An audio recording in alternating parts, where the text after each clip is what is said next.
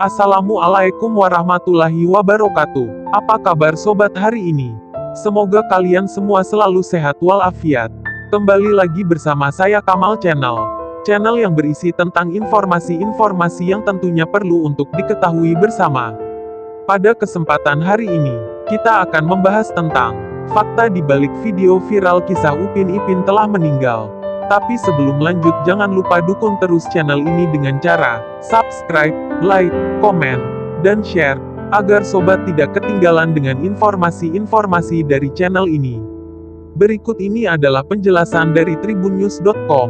Tribunnews.com, sebuah video tentang kisah tragis di balik serial kartun Upin Ipin viral di media sosial beberapa hari belakangan. Dalam nisan berwarna biru juga tertulis tanggal kematian keduanya.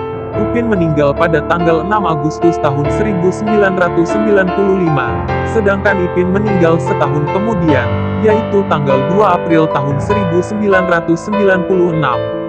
Dalam video itu juga dinarasikan, serial kartun Upin Ipin hanyalah hayalan opah alias nenek Upin Ipin, 10 tahun lalu. Pantes gak pernah gede, ternyata cerita berdasarkan hayalan opah 10 tahun yang lalu. Tulis @abi_3110.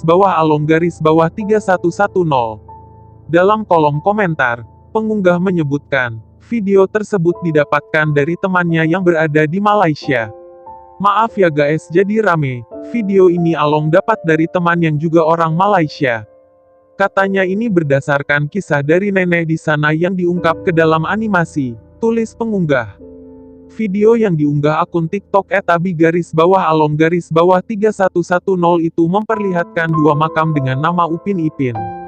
Inilah fakta di balik video viral tentang kisah tragis dan makam Upin Ipin. Rumah produksi mengklarifikasi, serial kartun itu tidak diangkat dari kisah nyata.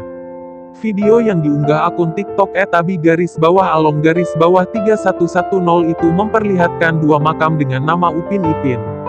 Inilah fakta di balik video viral tentang kisah tragis dan makam Upin Ipin. Rumah produksi mengklarifikasi, serial kartun itu tidak diangkat dari kisah nyata. Rumah produksi Lesko Pakue yang memproduksi serial kartun Upin Ipin pun akhirnya angkat bicara terkait viralnya video tersebut. Lewat media sosialnya, Lesko Pakue membantah, serial kartun Upin Ipin diangkat dari kisah nyata. Cerita animasi asal Malaysia ini hanyalah rekaan alias tidak diambil dari kisah orang yang masih hidup atau telah meninggal. Semua cerita Upin dan Ipin adalah rekaan semata-mata dan ditulis sepenuhnya oleh Lesko Pakue Production. Ianya tidak diambil atau diinspirasi dari kisah sesiapa yang masih hidup maupun yang telah tiada, tulis akun Twitter @leskopakue seperti dikutip tribunnews.com, Selasa, tanggal 18 Januari tahun 2022.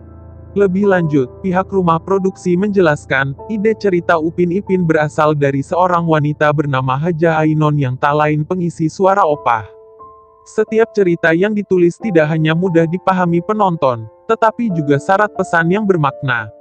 Ide asal cerita Upin dan Ipin adalah dari Hajah Ainon yang juga pelakon suara opah, tulis akun Twitter @leskopakue. Selain Hajah Ainon, serial kartu Upin Ipin juga tak lepas dari campur tangan Haji Burhanuddin yang merupakan pengarah urusan Lesko Pakue Production. Haji Burhanuddin yang merupakan pengisi suara talk dalam kerap membagikan pengalamannya dibesarkan di kampung dalam serial tersebut. Haji Burhanuddin, pengarah urusan Lesko Pakue Production pula adalah pelakon suara talk dalang. Beliau juga turut berkongsi pengalaman beliau dibesarkan di kampung di dalam siri Upin dan Ipin. Lesko Pakue Production juga membeberkan sejumlah fakta terkait serial Upin Ipin yang kerap menjadi bahan pertanyaan banyak kalangan. Di antaranya kenapa Upin Ipin diceritakan sebagai anak yatim piatu. Ternyata ketika serial Upin Ipin musim pertama disiarkan di stasiun TV9 di Malaysia ternyata hanyalah proyek sampingan. Lantaran kehabisan waktu dan kurangnya tenaga kerja, sehingga Lesko Pakue Production tidak membuat tokoh baru dan memilih menjadikan saudara kembar itu sebagai anak yatim piatu. Kenapa Upin dan Ipin tiada ibu dan ayah? Ketika Upin dan Ipin musim 1 disiarkan di TV9, ianya merupakan proyek sampingan saja. Oleh karena kesuntukan masa dan kekurangan tenaga kerja, Tiada watak baru dihasilkan dan LCP memilih untuk menjadikan Upin dan Ipin anak yatim piatu, tulis akun Twitter @leskopakue. Begitu halnya dengan penampilan Upin dan Ipin yang tampil botak alias tidak punya rambut. Pihak rumah produksi menghemat biaya dan mempercepat proses pembuatan saat Upin dan Ipin musim 1 dirilis. Sementara jika ingin membuat rambut, hair simulation, terlalu memakan waktu yang cukup lama. Alhasil, Upin dan Ipin digambarkan sebagai sosok dua kembar yang botak. Bedanya, Upin memiliki satu helai rambut, sedangkan Ipin benar-benar botak. Upin dan Ipin botak. Begitu juga ketika Upin dan Ipin musim 1 dihasilkan, pihak LCP terpaksa memendekkan kos dan mempercepatkan proses pembuatan.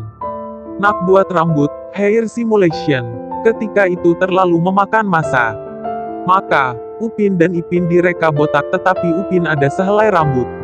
Sementara itu, dikutip dari pemberitaan Tribun News, tanggal 3 Oktober tahun 2010 lalu, pencipta dan penulis animasi Upin Ipin, Burhanuddin Rafsi dan Ainon Arif menciptakan karakter Upin dan Ipin sekitar tahun 2007.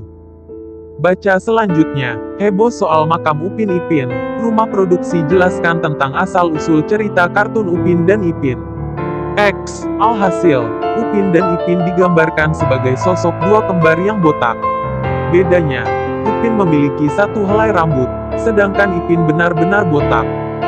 Dibuat pada 2007. Sementara itu, dikutip dari pemberitaan Tribun News, tanggal 3 Oktober tahun 2010 lalu, pencipta dan penulis animasi Upin Ipin, Burhanuddin Rafsi dan Ainon Arif menciptakan karakter Upin dan Ipin sekitar tahun 2007. Karena kami semua suka anak-anak, peduli anak-anak, jelas Ainon saat diwawancara di Cafe Pisa Menteng, Jakarta Pusat, Rabu, tanggal 29 Oktober tahun 2010. Ainon sendiri tak hanya berperan menulis cerita Upin dan Ipin, dia juga mengisi suara dari karakter Opah. Bahkan, Ainon disebut memiliki sifat seperti Opah karena kerap mengasuh cucunya dan mengikuti kegiatan sosial yang berhubungan dengan anak-anak. Kisah Upin dan Ipin meraih kesuksesan setelah mengikuti festival film Cannes di Perancis. Sejak itu, ada banyak tawaran dari stasiun televisi untuk membeli hak siarnya. Yang beli akhirnya TV9 Malaysia, ujar Ainon. Sukses di Malaysia, Upin dan Ipin kemudian diekspor hingga tayang di MNC.